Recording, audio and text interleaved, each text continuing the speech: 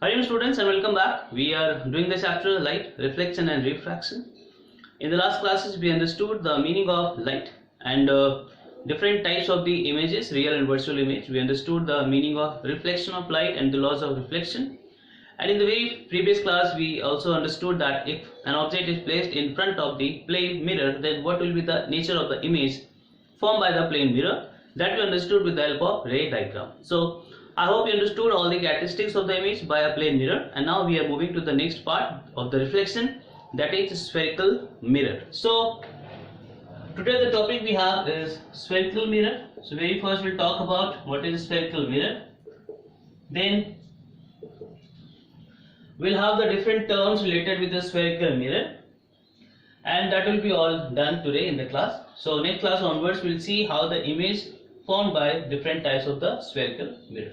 So in general we know if we have a transparent glass, the glass which is transparent, if you paint this glass from one side, then it behaves as a mirror.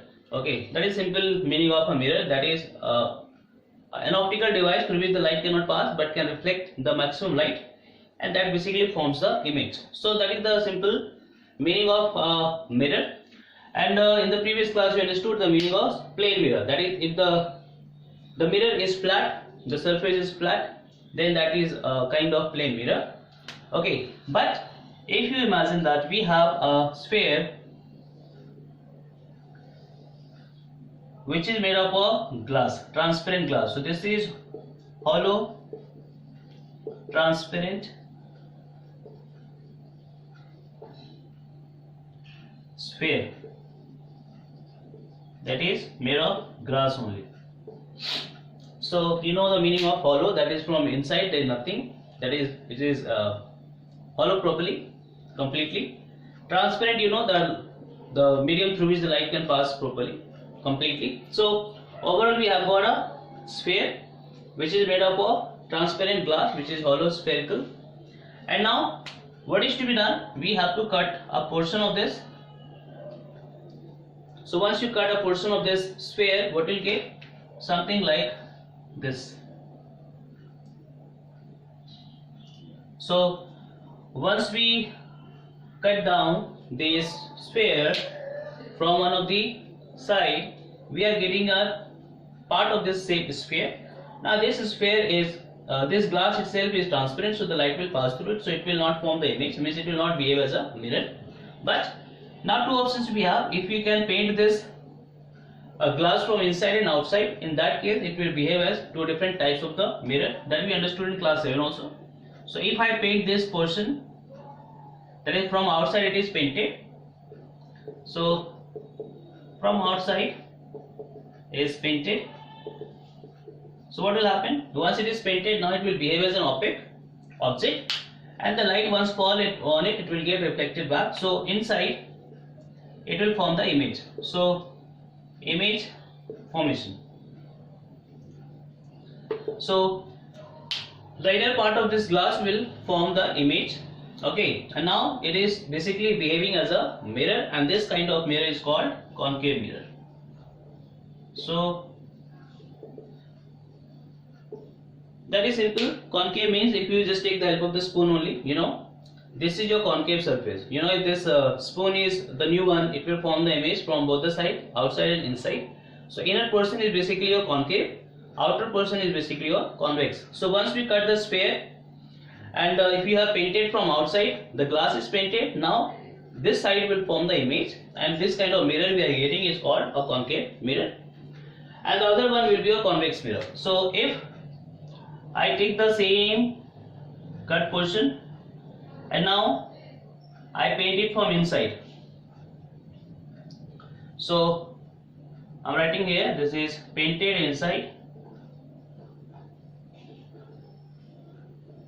So once it will be painted inside, what will happen? Outers will form the image. So what will happen? This will form the image from outside, it will form the image from inside. So based on these two different types of the mirror we have, so you understood this part is your convex part and this part is your concave part. So the second mirror that I have drawn here is nothing but a convex mirror that will form the image in the outer portion. So this is nothing but your convex mirror. So I hope you understood the meaning of concave and convex. Both are made up of the sphere only, and they can be made up of the same sphere, but the way we have painted it from inside and outside will behave as two different mirrors. Once this is painted from outside, it will behave as a concave mirror. If it is painted from inside, it will behave as a convex mirror.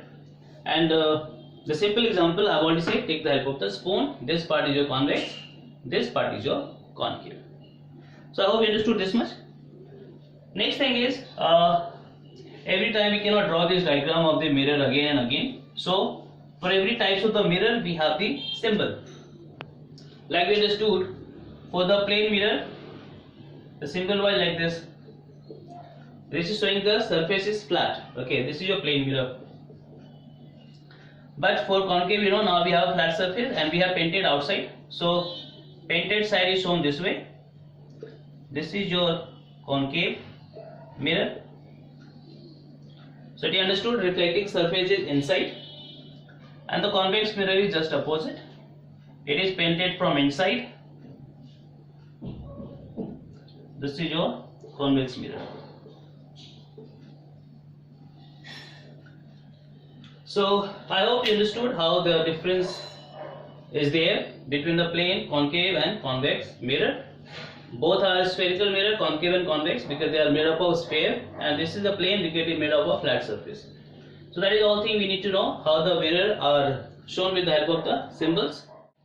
Now we go for the terms related to spherical mirror. So that is the topic we have today. We'll understand different terms which are basically going to help us in the image formation concept. That is when we do the ray diagrams for the different spherical mirror. So we'll start with the concept. The very first term we have is called center of curvature. So you must understand the meaning of all. So we understood, if we talk about a spherical mirror, okay, so any spherical mirror is a part of the sphere. So once we cut down this, we'll get one of the mirror, that is concave or convex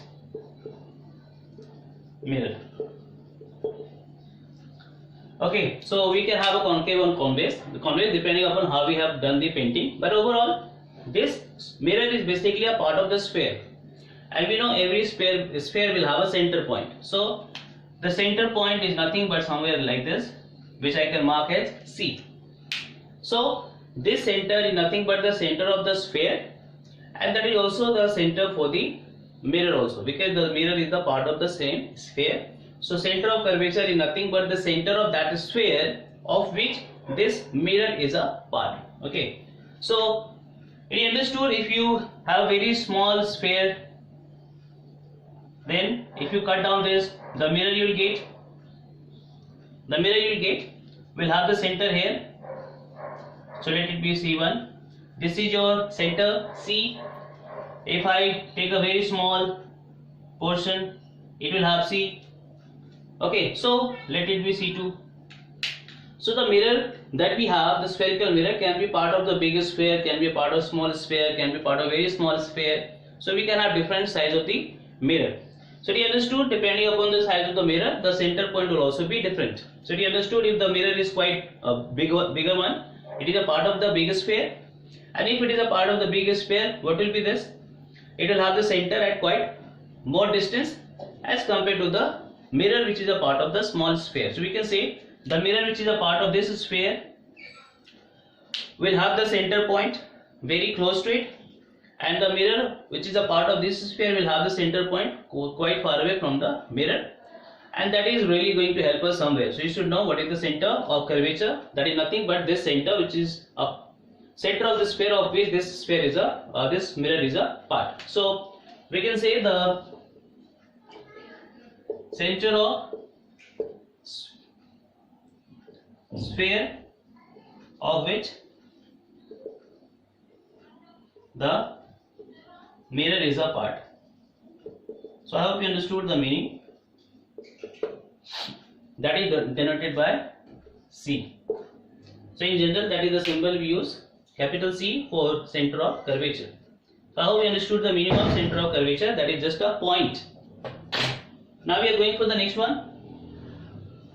That is related with this only. Now I am not writing concave and convex here. I hope you understood the meaning. Second term we have is called radius of curvature.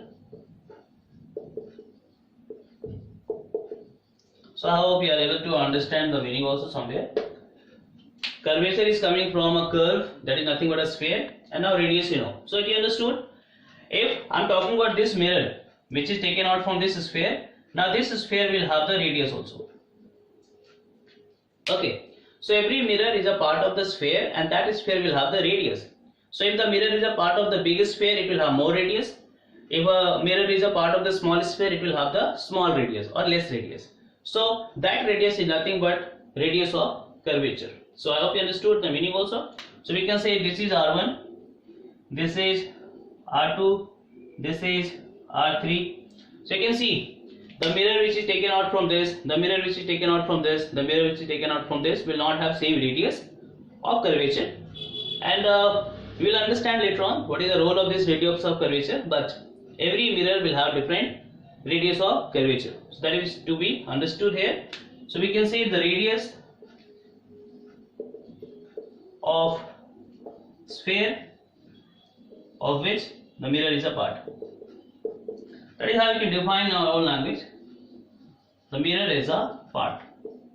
That is from where the mirror has been taken out. So we can say here in this case your R1 is greatest, R2, R3, something like this. So that is one thing we should know, radius. So already understood radius is nothing but a length. So you have to differentiate. Center is just a point. Radius is a length. So center will not have any unit. Radius will have some unit. Let it be a centimeter, meter, that we should remember. Okay. So I hope you understood this also, radius of curvature. Next term that we have is called pole. So generally we represent it by capital P, pole of the mirror, spherical mirror. Now once you cut out the mirror from a particular sphere, now this mirror will have a center point. So this mirror will itself have the center point. For example, if this is the spherical mirror, let it be a concave mirror. So this side it will form the image. So somewhere here it will be having the center. So this center is nothing but given the name pole. So pole is the center of the mirror, not the center of the entire sphere. So that is to be understood here. If I show it from this side, then the center of this mirror will be somewhere here. That center point of the mirror will be nothing but the pole. So for concave or convex mirror, the center will be nothing but the center of the mirror itself. So it is somewhere here and it is somewhere here for the concave and convex mirror. So we can say that is the center of the mirror. Okay, so that is represented by P. So I can say here somehow this is the center. So this center is nothing but pole. This point is the pole. This point is the pole. So I hope, so when you talk about the radius of curvature, we can also say the distance between the pole and the center of curvature. That is another definition we can give for the radius, because now overall this pole will be on the surface of the sphere, that is surface of the mirror, and C is at the center of the sphere. So you understood the difference between the two is nothing but the length, which is called radius of curvature. So that is another definition we can give for pole also. So again, pole is a point, so there will be no unit of this. Now next term we have number 4, that is called principal axis.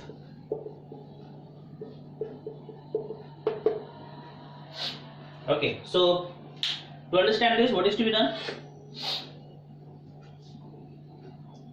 What you see? So we have got this mirror. Okay, just take an example. So now we got a spherical mirror, let it be a concave mirror. So somewhere here it will have the pole, so let's mark it. And now if you continue this, join it somewhere, that is through the pole, it will have center somewhere here, for example. So this is your pole, this is your center, and now this mirror is a part of the sphere. Now I'm not going to show you the sphere again. I'll be just showing you the mirror. Okay. So center is this here. P pole we understood. This is nothing but your radius of curvature that we understood. Clear? And now if you just extend this line, that is a line which is just passing through P and C. So if you extend this line for infinite distance, so the line which we have drawn here is a line, let the name is given XP. So XP is one of the line which is passing through C and passing through P, that is through center of curvature and pole, and this line is given the name principal axis. So principal axis has no finite length. Radius of curvature has a finite length.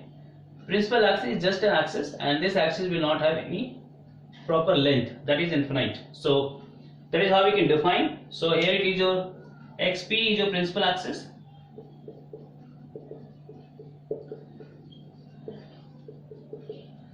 So we can say that is line connecting the pole and center of curvature. So I hope you understood the meaning of this also. Principal axis. So overall 4 terms we understood: center of curvature, radius of curvature, pole of the mirror, principal axis. And now we are moving to the next one, number 5. So once you understand these terms, then you'll have no problem in ray diagram, because every term is going to be used in the ray diagrams. Okay, number 5 is called aperture. Okay, so to understand this, again I'll take the help of the same spoon. So overall this part is will behave as a mirror, for example. Now this mirror will have some particular length. So we can say the height of this mirror that we are talking about, through which the light will pass. So overall for how much dimension, for how much length the light can pass, through which the light can pass, is basically the aperture. If I show with the help of the scale, so overall I'm talking about the length of this mirror. So taking from the bottom till the top, whatever the length of the mirror we have, that is from the center, if you try to connect the point top and the bottom, whatever length you get, that will be nothing but your aperture. So here you can see this line that I have drawn here. Let the line be O and X. So OX is basically the overall length of the mirror, whether it is a concave or convex mirror, and that length is nothing but the aperture. So you understood? If this is the aperture here, let it be A1 aperture here. Here aperture will be A2. Here aperture will be A3. So what do you see? Even the aperture can vary. Why? Because in this one, again, the length of the overall mirror will be more as compared to the second and third case. So we can say here A3 will be greater than A2, and that will be greater than A1. Okay, so this sphere is quite small, that we are taking, smaller than the second case. So this will have A3. Okay, now what is the importance of this? Very first is, if the aperture is quite high, or if the aperture is large enough, then what will happen? More and more light will fall. So if the aperture is high, more light will fall, and more will be the brightness of the image. That is, if you take the mirror of a broad size as compared to the small mirror, you see even the clarity of the image will be different. So the mirror which has more aperture will have more clarity of the image. Why? Because it will have more light on it. So more is the space given to the light, more will be the reflection of light, more will be the clarity of the image. That is how the aperture helps us in different mirror. So I hope you understood. So we can say the length of the mirror, briefly, through which light pass. Okay, so in this one here, OX is your aperture. Simple. So meaning you should remember. Now we are going for the next term. Two more terms we have, and for that I'll just take the help of the diagrams now. So you have to be very clear about the diagram. That is number 5, I think. So I think number 5 or 6. Number 6, I think. Okay. So we have done center of curvature, we have done radius, we have done pole, we have done aperture, principal axis. So 4, 3, 2, 4, 6. This is the sixth one only. So 5 we have done. So this is called your focus or principal focus. Both are same.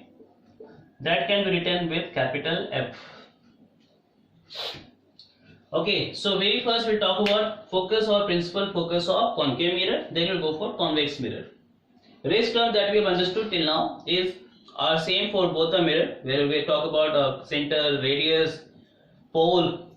But when you talk about the principal focus, we have to differentiate the concave and convex mirror. Okay, so briefly we should know, if we talk about a concave mirror, the center will be this side. If we talk about convex mirror, your center will be this side. That is how the center will be shifted according to the types of the mirror we have. So for concave it is this side, for convex it will be other side, because this is a part of the sphere this side, so center will be this side. This is a part of the sphere this side, so center will be this side.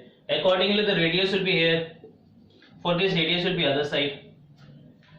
Okay, pole will remain here, pole will remain here, principal axis is same. So that is how you should be able to differentiate the concave and convex mirror. That will be more clear when we go for the different diagrams. So now to understand the principal focus, I am very first taking that is of concave mirror. That is focus or principal focus of concave mirror. And for this we are going to take the help of a diagram. Before I complete the diagram, one thing we should know. If overall we have a concave mirror, and now this is your principal axis P, somewhere C. Okay. Now if the light will fall on it, at this particular point, let it be point O, what will happen? Reflection will take place. And once the reflection will take place, it has to follow the laws of reflection. So whether we have a plane mirror, concave mirror, convex mirror, or we have any object, if the reflection of light will take place, the laws of reflection will be always valid.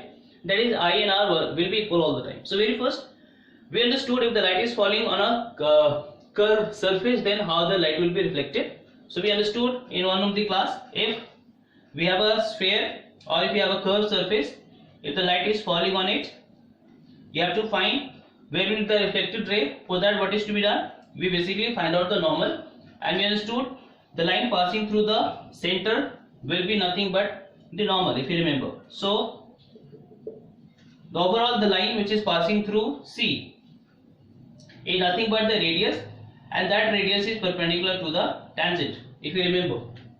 So for a curved surface, overall we understood whenever we draw the normal, at any point, all the time it will be nothing but the radius, and radius has to pass through the center of that curvature.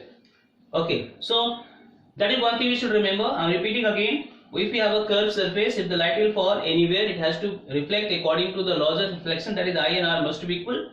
But for that we need to find out the normal. We understood in the very first class, that is how to find the normal for a curved surface. So we know if you draw the tangent, that is this is your tangent here, and this is nothing, the dotted I am showing here is the radius which is extended outward, and this is now behaving as a normal. So I can say this is ON is the normal now, and it is understood this ON is nothing but connecting the radius, and that radius has to pass through center of curvature all the time. So we can say anywhere if you draw the normal, if the light is falling here, how you draw the normal? You will just connect this center, simple. That will be nothing but the radius which is extended forward. If the light is falling here, again you will join this one. This will behave as a normal all the time. So all the time what you see, for a curved surface, anywhere you draw the normal, that normal is passing through center, because that is to be connected with a radius, and radius is to all the time it has to connect the center of the sphere or the circle, we know. So overall, based on this same concept, we can say that if the light is falling here, we have to see where is the reflected ray, So this is incident ray. Where is the angle of incidence? For that we need the normal. So what is to be done? We know this is your center. So at this particular point, if you connect this one, now this is nothing. So OC is now nothing but behaving as a normal. We understood why? Because see, the center or any line passing through the center will work as a normal. So now this is your incident ray and this is your angle of incidence. Okay, and now we know how to find the reflected ray. So reflected ray will be nothing but same angle other side, but the angle should be same. So we got the reflected ray. So you understood, I hope, that is how to complete the ray diagram or a diagram for the spherical mirror. Now the same concept will be taken here to understand the concept of principal focus. Okay, so what is to be done? Very first we take the concave mirror. Okay, so when you do it on the notebook, you must take the help of the protector, that is with the help of the D. You can draw the curved surface which will work as a mirror. Okay, so now from here I am making the principal axis. I am making a quite bigger diagram so that it will be clear. So this is your pole, and at some distance it will have the C also. So let this point is C. Okay, so this is your principal axis, this is center of curvature, this is the pole of the mirror. Now to understand the focus or principal focus, what is to be done? Very first we take a ray of light passing or coming on the mirror parallel to the principal axis. So understand one by one. So I have taken a ray of light parallel to the principal axis which is falling on the mirror. Now we know what is to be done with this ray. We need to find out the reflected ray. So very first we need to find the normal. So if you join this point properly,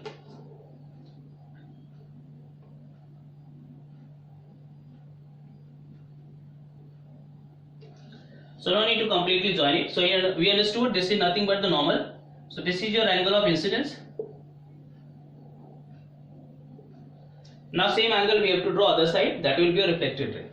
So again at home or on the notebook you must measure the angle. Okay, so overall a ray which is coming parallel to the principal focus after reflection will pass through a particular point on the principal axis, and this point is nothing but your principal focus. Okay, so you will try at home, any rays of light which is coming parallel to the principal axis, you will see any light anywhere, if that is coming parallel to the principal axis, all the time you will apply the rule I is equal to R. You see that ray will always pass through the same point. So you must try. You must try at home because I cannot use the protector on the board, but you must try at home. So even for this the normal will be connected from the same point here only. So for this also the normal is nothing but this. So this is your another angle of incidence and angle of reflection which are equal. So what you will see, if all the rays or different rays coming parallel to the principal axis for a concave mirror, you will see after reflection, that is following the laws of reflection I and R, all the time all the rays will pass through a same point, and this point is on the principal axis only, and this point is nothing but the principal focus. So what is to be understood here? Overall the rays are basically converging in front of the mirror. So the rays which are coming parallel to the principal axis for a concave mirror, after reflection they converge at a particular point, and this point is lying on the principal axis, and this point is given the name principal focus. That is the unique property of a concave mirror. All the time rays coming parallel to the principal axis will converge at the same point. Okay, so we can say how to define the rays parallel to the principal axis after reflection from concave mirror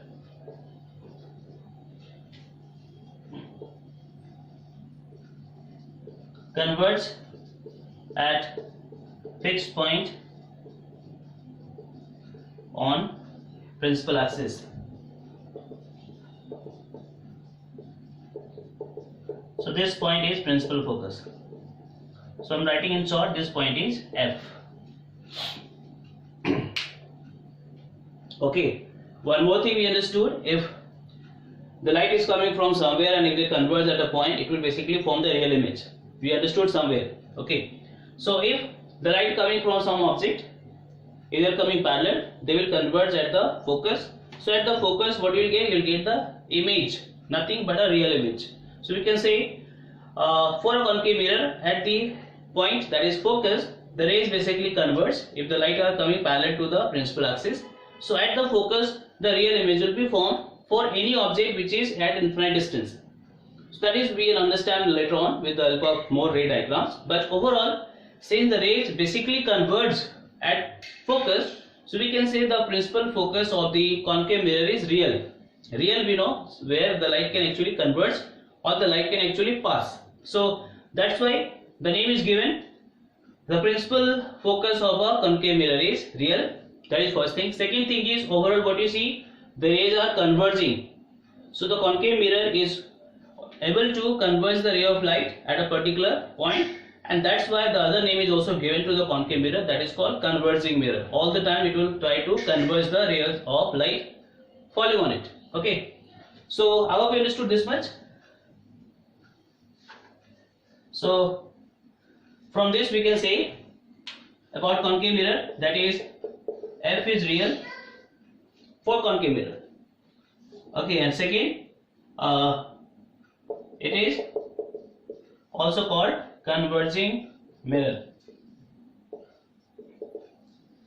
So just because of the shape given to the mirror, the rays are basically converging at a point and that is a unique property of a concave mirror, and that's why it is having a real focus. It is having other name, that is converging mirror. So I hope you understood the meaning of converging mirror, that is the other name of concave mirror. Now we'll go for the next one, that is we'll go for the focus or principal focus of convex mirror. So A is done. Now we'll go for B. I'll draw another diagram. So this is your convex mirror now. So principal focus of convex mirror, and for this again what will be done, I'll take the ray diagram or help of the ray diagram. So now we know the convex mirror will be shown this way. So its center will be this side and the principal axis will be drawn this side only. So pole will be here somewhere center. So through the pole we can draw the line again. This line has to be straight, just take care. On the board it is quite difficult for me to handle, but in the notebook you can do it. So now we have a convex mirror, and let it extend it other side also, but dotted, because this side we don't have a principal axis or the radius.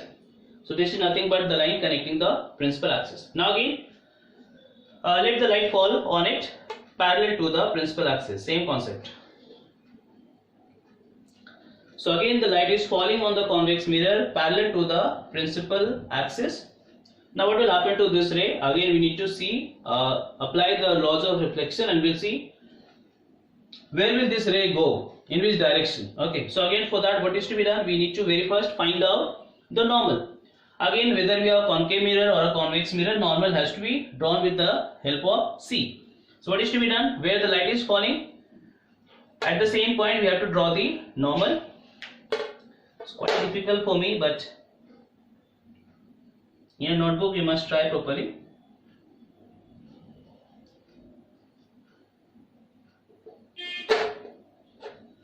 Okay, so this is nothing but your normal. I hope you understood. This is your normal, which is again passing through C. Again we remember all the time that normal should not be a solid line. You see, this is your solid line, this ray is solid line, but this is dotted, this is dotted. Normal is to be dotted because normal is just an imaginary line. So don't make it solid. Okay, now this is nothing but your angle of incidence. I hope you can see. and now same angle will be other side. So it is understood. Now ray cannot reflect this side because normal is here, light will go other side. So what is to be done? If we take the same angle other side, what it seems? Notice the ray is reflected somewhere in the same medium, that is this side. So this is one of the reflected ray. Now if you extend the same reflected ray backward, that is imaginary again. Okay, so backward, anything behind the mirror, it has to be dotted because that is all virtual and imaginary. So you see this reflected ray, I am giving the name X. So this X reflected ray seems to come from a fixed point behind the mirror, and that fixed point is nothing but focus. Okay, so this is one. If you take another ray of light, let me take other side. Okay, another ray of light again should be parallel to the principal axis. So in your notebook you must try make it parallel properly. Again, if the ray will fall parallel to the principal axis, it will reflect back. You'll see even this ray will be reflected back from the same point. You'll see. So once you complete the diagram, you'll see this ray will be reflected downward, this ray will be reflected upward, and all the time you'll see the rays. If you extend it backward, if you extend the reflected rays backward, all the rays will meet at the same point on the principal axis, and this point is nothing but again the principal focus of convex mirror. Okay, so we can say if the rays of light falling on the convex mirror such that they are parallel to the principal axis, after reflection, what you see, they basically seem to diverge. Now you can see the rays falling here and now they are reflected this way. So overall the rays are diverging from each other. So this is X, this is Y. So what you see, X and Y are diverging, moving against each other, and both are diverging from the same point, that is nothing but the principal focus. So I hope you understood the meaning. If the rays parallel to the principal axis will be reflected from the convex mirror, they seem to diverge from the same point behind the mirror, and that point is nothing but the principal focus of the convex mirror. So all the time if you go on making different rays of light parallel to principal axis, all the rays will diverge from the same point F. That is how it is just opposite of the concave mirror. It was the concave mirror was converging the light at the focus, convex mirror diverging the rays from the same point, that is focus. So we can say the rays parallel to principal axis after reflection from the convex mirror seem to diverge from the same point on principal axis. Okay, so this point is focused.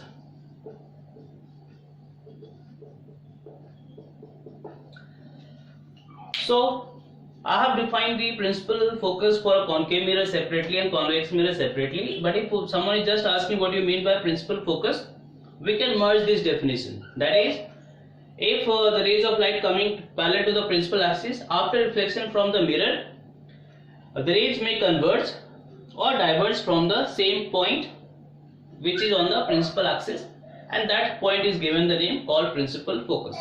So just principal focus, we must use both the concepts together, that is for concave and convex. Otherwise, if it is just to define the principal focus of concave mirror and convex mirror, then you have to use it properly, the way I have done it. So it is understood, the focus for the concave mirror is behind the mirror, and behind the mirror, the light cannot pass. So overall this F, C all are imaginary. So we can say the F we have is nothing but virtual here. So we can say, because the rays actually don't meet at F, that's why the focus has to be virtual.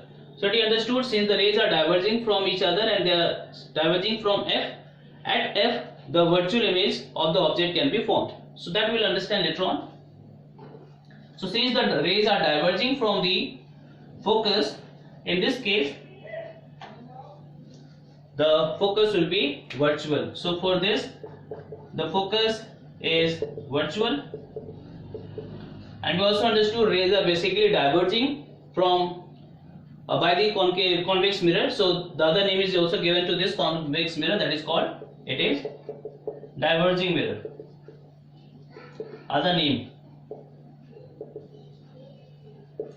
So I hope you will be able to differentiate the concave and convex mirror with the help of the ray diagram, and that is very interesting also and very important in this particular chapter, to differentiate both the mirrors, because this will help us to understand how the image formed by the concave and convex are different. We'll understand in a proper way in the next class. So I hope you understood the principal focus, and based on this you can also differentiate between the concave and convex mirror. Now going for the 7th term, that is called focal length. The last term we have, this can be represented as small f. So capital F for the focus, and small f for the focal length. So again, focus is the point, focal length, it is a length, so it will have some unit. So again, to understand this, I will not take much time. So I am now making a rough diagram, but you should remember, never you draw the rough diagram for the optics. Okay, so this is your, and making a rough diagram take more time as compared to the proper diagram with the help of the scale, you can see also. So this is your C, this is your F. Okay, so this length is nothing but focal length. So the length between P and F, or the length of the line connecting pole and the focus, is nothing but focal length. Okay, this is for convex mirror, concave mirror, and for convex mirror, this is your P, this is your C, F will be somewhere here. So this is your focal length. So I hope you understood. For concave mirror, the focal length is this side, for convex it is other side. Remember, because that will also help us somewhere. So we can say the line segment, we can say, because it has finite length, endpoints. So line segment connecting P and F is focal length. Okay, so it will have a SI unit also, that is meter. So it is the length between P and F. So that is to be understood, the length of the line which is connecting the P and F. So I am talking about the length, not just line. The length of the line segment which is connecting P and F is the focal length, and that is F written here for this and convex and concave mirror. So again, since your focus is real for concave, focal length will also be real, and for convex the focus is virtual, so focal length will also be virtual. So we can say F is real here, F is virtual. Okay, so I hope you understood. Focal length is nothing but the length of the line connecting the pole and focus of the mirror, and it will have the SI unit nothing but meter, because any length will have the same SI unit. And for the concave mirror, the focal length will also be real, and for convex mirror, the focal length will also be virtual. So this is one thing, and one more thing you should know, for which we have the proof in the next class, not the next but in 12. So we understood this is nothing but radius of curvature, that is from P to, let me make a fair diagram. So overall we should know one relation that is also going to help us somewhere. So this is P, this is C, this is your F, this is your small f, and this is nothing but your R. Okay, so focal length, radius of curvature, and in general you will see your focal length is always half of the radius of curvature. This you have to remember, this Proof will be done in 12th class, not in 10th class, but this is just a relation you should remember. Focal length is always half of the radius of curvature. So we can say here, that is, your PF will be equal to FC. That's the only meaning, na? This is F plus F. So we can say here R is nothing but 2F. So 2F is nothing but PF plus CF. That is F plus F. So that is one thing you should remember. That is, radius of curvature is always twice of the focal length, or focal length is half of the radius of curvature. That is, this length and this length is always equal. That you have to remember. That will help us in the ray diagram. So overall for today is done. We understood the different terms related with the concave and convex mirror. We understood how they are different from each other, how the focus is different, how the focal length are different, how one is real, one is virtual.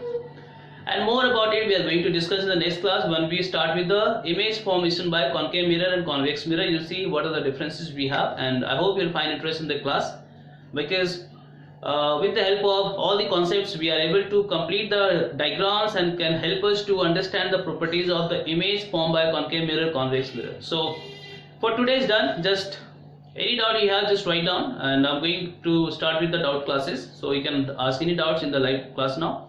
So for today is done. Thank you. Take care. Hari Om.